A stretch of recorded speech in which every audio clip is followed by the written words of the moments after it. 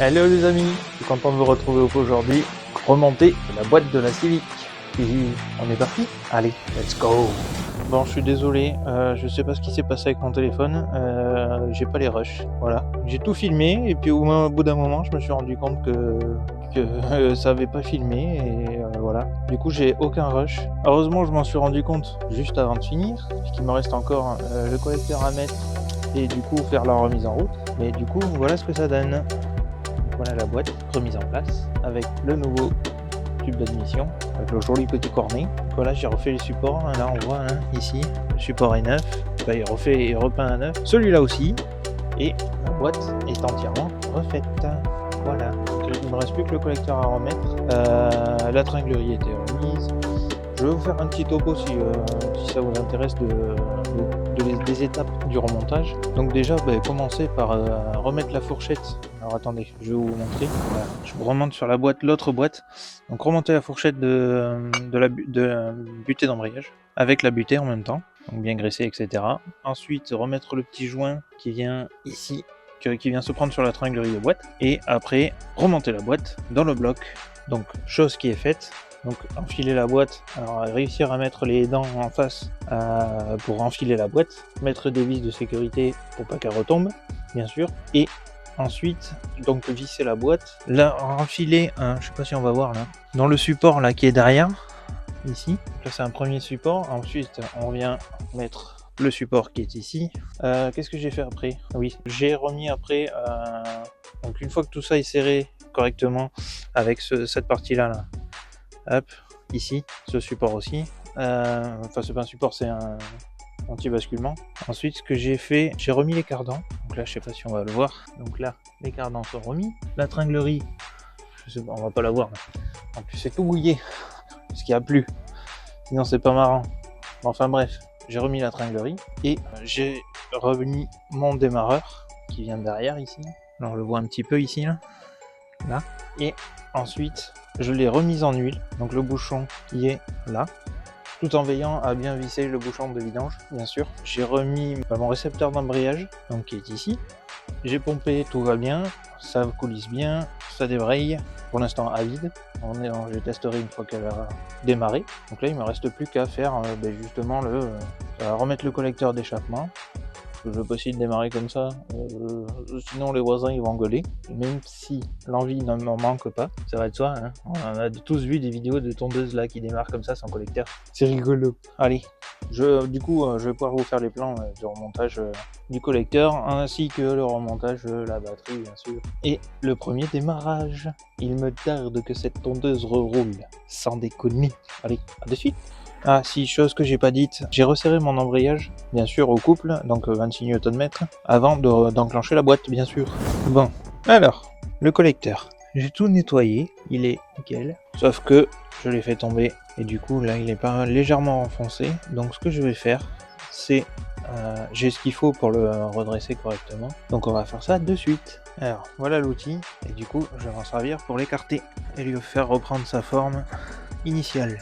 On va faire prendre bien comme il faut. Là, ma douille de 17. Bonjour, je cherche ma douille de 17. Merdas, elle est où? Ah là voilà, hop là, reste ici.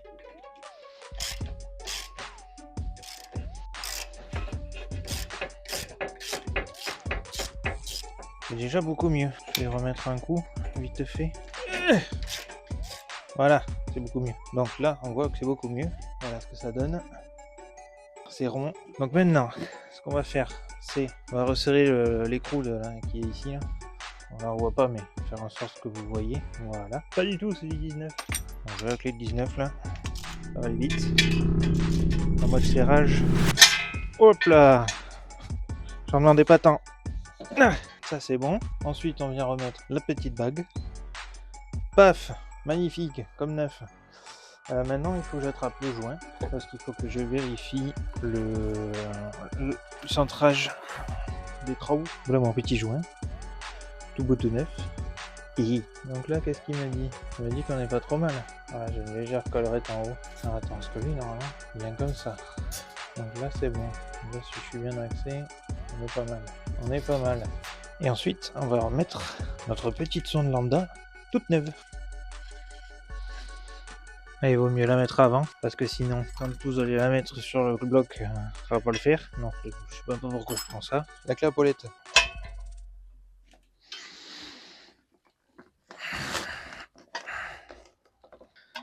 Là, ça, c'est good. Et là, maintenant, on va pouvoir poser le collecteur sur le bloc. Du coup, on va enlever les petits bouchons. Hop, bouchon de compétition, bien sûr, avec des gants en caoutchouc, en latex là. Hop, là on met notre petit joint.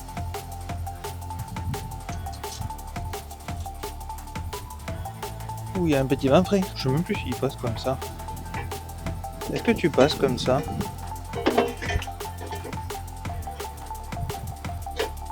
Oh, presque. Mais ça passe pas. Ah, il faut que je le passe par dessous.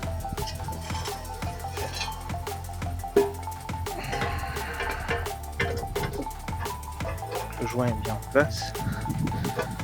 Le collecteur aussi. Ça, il faut que ça vienne là. Donc alors, là j'ai ma prise de son de lambda. Hop là. Attends, j'ai le petit caoutchouc qui s'est barré. Donc le petit caoutchouc ici. Voilà, comme ça. Et lui, on va aller le brancher avec l'autre qui est ici. Hop, c'est branché. Voilà, donc mon collecteur est branché. Maintenant j'attrape mes vis et on va toutes les remettre. Tac, il est de 2, 3, 4. Il est beau le collecteur, il dirait qu'il est neuf, ça doit tout beauté. Et le plus chiant, c'est celui-là. Il y va comme papa dans maman, un jour de fête. Donc là, ça c'est good. On va les faire en bas d'abord. Allez, hop. Là, ça c'est bon. Tac, voilà d'un. Et maintenant on va serrer ça. Voilà. Voilà. Là normalement il devrait pas s'envoler. Allez.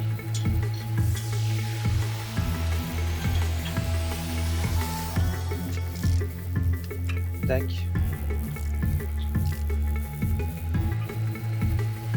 Elle est serrée. Donc là maintenant on va serrer un peu plus. Je fais au couple à la main, je vais plus vite. Voilà, un collecteur tout neuf. C'est de top beauté.